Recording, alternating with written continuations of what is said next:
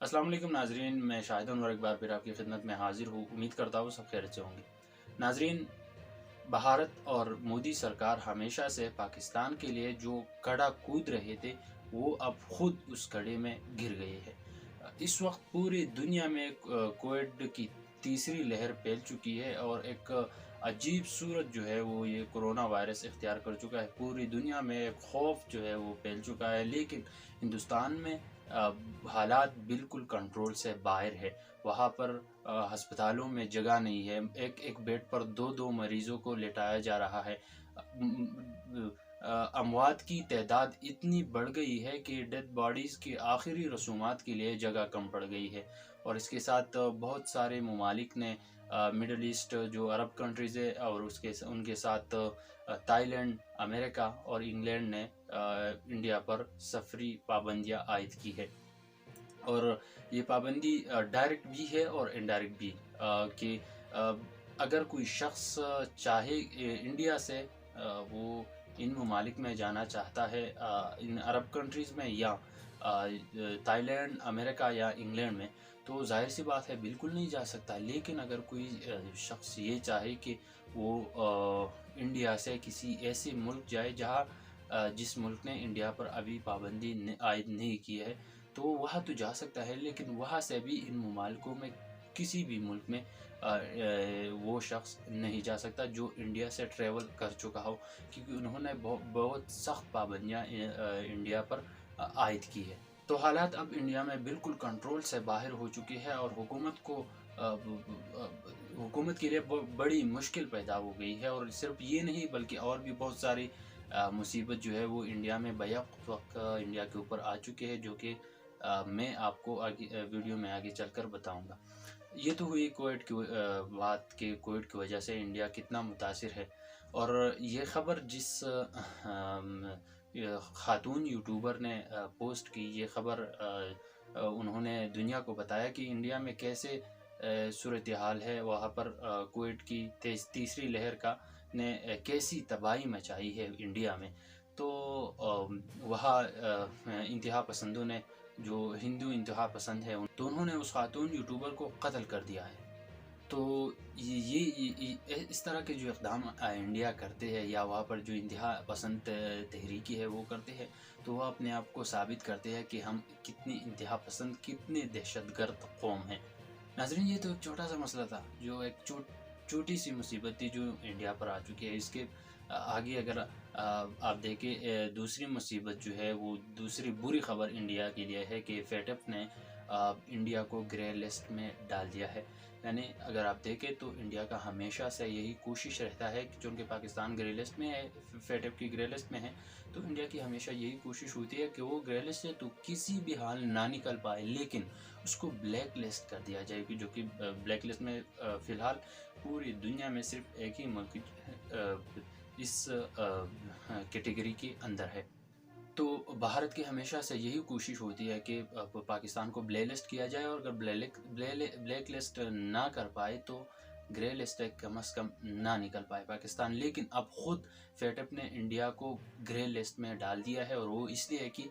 وہاں پر money laundering اور terrorism کی وجہ سے جو دہشت گردی وہاں ہو رہی ہے، اس کی وجہ سے فیٹف نے انڈیا کو بھی گرے لسٹ میں ڈال دیا ہے۔ ناظرین، ایک اور بھی بہت بڑی مصیبت انڈیا پر آ گئی ہے۔ اگر آپ دیکھیں تو جب سے مودی سرکار آئی ہے، وہاں پر ہندو قوم پرستی عروج پر ہے، ہندو قوم پرستی کو فروغ دیا جا رہا ہے، انتہا پسند تحریکی سرگرم ہے، اور حکومت بھی ان کا ساتھ دے رہی ہے، ان کے خلاف نہیں جا رہی بلکہ ان کا ساتھ دے رہے ہیں۔ اگر آپ کشمیر کی مثال لے لیں، وہاں پر کتنے مظالم ہو رہے ہیں مسلمانوں کے اوپر، تو یہ تو ظاہر سی بات ہے کہ انڈیا میں ہمیشہ سے خاص کر مسلمان اور باقی جو مینارٹیز ہے، جو اقلیتیں ہے، ان پر بھی بہت سارے مظالم ہوتے رہتے ہیں۔ اور جو سکھ کمیونٹی ہے وہاں کی، ان پر بھی بہت زیادہ اب مظالم جو ہے وہ بڑھ چکے ہیں۔ پہلے صرف مسلمانوں کے اوپر تھے، اب سکھ کمیونٹی کے اوپر بھی، اور باقی جو عیسائی یا باقی جو کمیونٹیز ہے، جو اقلیتی مذاہب ہے، ان پر بھی مظالم ہوتے رہتے ہیں۔ تو اس حوالے سے امریکی کمیشن کی ایک رپورٹ آئی ہے، تو امریکی کمیشن نے مذہبی آزادی کے خلاف بھارت کو بلیک لسٹ کرنے کی سفارش کی ہے، اور انہوں نے کیوں کی ہے؟ انہوں نے اسی لیے کی ہے کہ ان کا کہنا ہے، امریکی کمیشن کا کہنا ہے کہ وہاں پر ہندو قوم پرستی عروج پر ہے، ہندو قوم پرستی کو فروغ دیا جا رہا ہے، وہاں پر اقلیتوں کے اوپر مظالم ہو رہے ہیں۔ امریکی کمیشن کا کام یہی ہے کہ وہ مختلف ممالک میں، پوری دنیا میں وہ اقلیتوں کا جائزہ لے، وہاں پر دیکھے کہ مینارٹیز کے ساتھ کس طرح سلوک کیا جا رہا ہے، ان کو کیا حقوق مل رہے ہیں یا نہیں مل رہے۔ تو اسی حوالے سے امریکی کمیشن نے ان کو جو ہے انڈیا کو بلیک لسٹ کرنے کی سفارش کی ہے، اور اس کے ساتھ ساتھ امریکی محکمہ خارجہ اور امریکی حکومت سے بھی مطالبہ کیا ہے کہ ان کو بلیک لسٹ کیا جائے، یا ان کو بلیک لسٹ کرنے کے لیے آواز اٹھائے۔ امریکی کمیشن کا یہ بھی کہنا ہے کہ انڈیا میں اقلیتوں کے ساتھ بدتر سلوک کیا جا رہا ہے، اور مذہبی انتہا پسندی کی وجہ سے انڈیا جو ہے وہ مسلسل 2 سال سر فہرست رہ چکی ہے، یعنی 2019 اور 2020، اور اس کے جو وہاں پر ایک عجیب سا قانون انہوں نے نافذ کیا ہے، باقاعدہ قانون سازی ہوئی ہے اتر پردیش میں کہ وہاں پر بین المذاہب شادیوں پر پابندی لگائی ہے، کہ مطلب یہ کہ وہاں پر اگر ہندو لڑکی جو ہے وہ مسلمان لڑکے یا کسی اور مذہب سے تعلق رکھنے والے لڑکی کے ساتھ شادی نہیں کر سکتے۔ تو یہ جو باقاعدہ قانون سازی ہوئی ہے وہاں پر، اس کے اوپر بھی امریکی کمیشن نے بہت زیادہ زور دیا ہے کہ جو ہے وہ اب لوگوں کے حقوقوں پر ڈاکہ ڈال رہے ہیں۔ تو اس لیے وہ امریکی کمیشن نے اتنا زور دیا ہے کہ بھارت کو بلیک لسٹ کیا جائے۔ ناظرین، انڈیا کی ہمیشہ سے یہی کوشش ہوتی ہے، یا ان کا یہی کوشش ہوتا ہے کہ پاکستان کو کسی نہ کسی طریقے سے کسی نہ کسی مصیبت میں ڈالا جائے، یا پاکستان کو کسی نہ کسی طریقے سے ان کی نظریں جھکائے، یا پاکستان کو کوئی نہ کوئی نقصان کہیں نہ کہیں پر ان کو نقصان پہنچایا جائے، چاہے وہ کھیلوں کا میدان ہو، اور یا چاہے وہ باقی اتنے سارے شعبے ہیں وہاں پر۔